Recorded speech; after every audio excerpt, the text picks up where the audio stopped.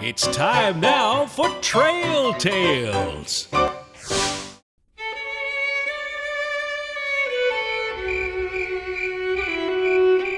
The conflict divided North from South, young from old, and it caught the Democratic establishment by surprise. Your party? I will be the nominee for my party, Chris. That is already done, in effect. There is no way that I won't be. The establishment's plans to march unchallenged in Washington hit turbulence before it even started. I remember particularly a trip to Bosnia where the welcoming ceremony had to be moved inside because of sniper fire. There was no greeting ceremony, and we basically were told to run to our cars. Now, that is what happened. She forgot the war press had cameras. I just said some things that weren't in keeping with what I knew to be the case. General Clinton stumbled in Bosnia. Then she lost the Great War of 2008. She came out of retirement rustier than they thought. We struggled to, piece together the resources for mortgages for houses, for Chelsea's education. It was not easy. It may be hard for your viewers to remember how difficult it was for people to talk about HIV/AIDS back in the 1980s.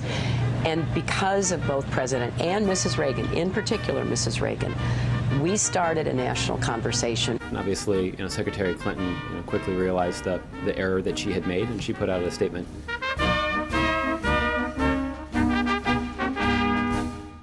The general exposed her weakness. I've seen very little improvement in the candidate skills. If anything, having been Secretary of State, a position where you're treated as a potentate, she may have gotten worse. It's tough to go back to rope lines after you've been with kings and queens. As she declared herself a champion of the people, the general wore dark glasses to conceal her face in public and strung rope lines to keep the mudrakers at bay.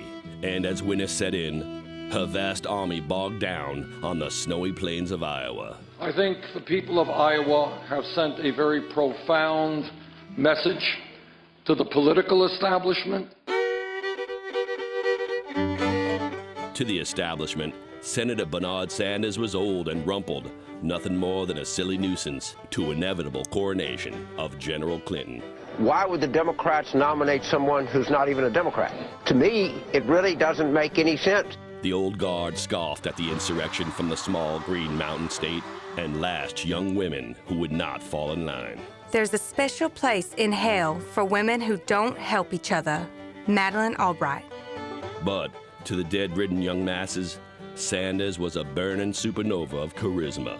We need bold changes. We need a political revolution. And it sent shivers through the establishment, and winter set in. For I fear this great war may be the end of me. DNC Commander Debbie Wasserman Schultz.